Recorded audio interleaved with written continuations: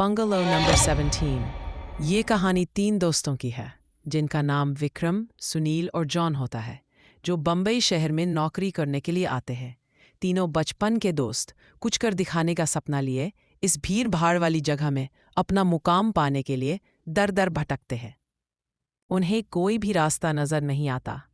अपने छोटे से गांव में रहकर कॉलेज की पढ़ाई करने वाले सुनील और विक्रम ने कभी सोचा भी नहीं था कि सफलता पाने के लिए इतना दर्द झेलना पड़ता है। वही जॉन अपने पापा के बिजनेस में पहले से ही संघर्ष कर चुका था, जिस वजह से उसे इन सब चीज़ों की आदत सी हो गई थी। जॉन अच्छे से जानता था कि सफलता इतनी आसानी से नहीं मिलेगी, क्योंकि उसने अपने पापा को दिन रात मेहनत करते हुए देखा था।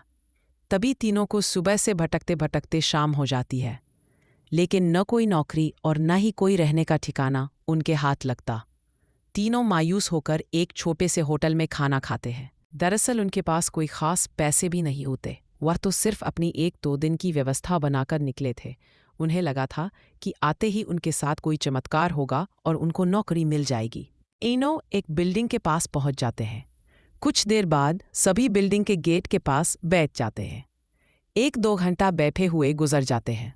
तभी बिल्डिंग के चौकीदार की नज़र उन पर पड़ती है और वो जोर की आवाज़ में उन्हें डांटते हुए कहता है, कौन हो तुम लोग, यहाँ क्यों बैठे हो?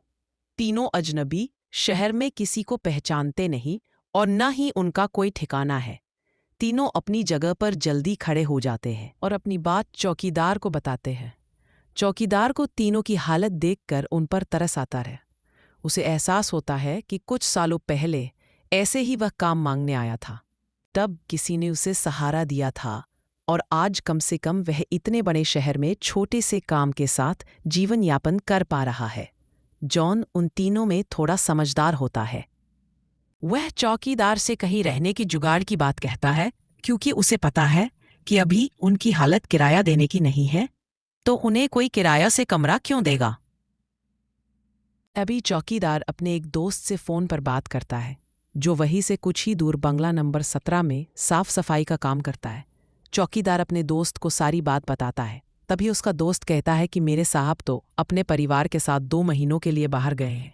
अब तक मैं रहने का इंतजाम कर सकता हूँ। यह बात सुनकर तीनों दोस्त बहुत खुश हो जाते हैं और वह जल्दी से चौकीदार से कहते हैं कि आप हमें बता दीजिए हम उनके पास कैसे पहुँच सकते हैं। चौकीदार कहता है कि वह बंगला थोड़ा दूर है। रात को वहाँ कोई टैक्सी ऑटो भी नहीं मिलेगा। आज तुम लोग यही सो जाओ, कल सुबह हम साथ चलेंगे। तीनों उसकी बात मान जाते हैं। सुबह उठते ही तीनों चौकीदार के साथ बंगले में पहुंच जाते हैं। बंगले की खूबसूरती देखकर तीनों दोस्त हक्का बक्का रह जाते हैं। उन्हें यकीन ही नहीं होता कि उन्हें इतने अच्छे बंगले में रहने का मौका मिलेगा। बंगले का नौकर तीनों दोस्तों को गेस्ट रूम में ले जाता है। तीनों दोस्त रूम में पहुंचकर राहत की सांस लेते हैं। जल्दी से तीनों नहाकर तैयार हो जाते हैं और काम की तलाश में निकल जाते हैं।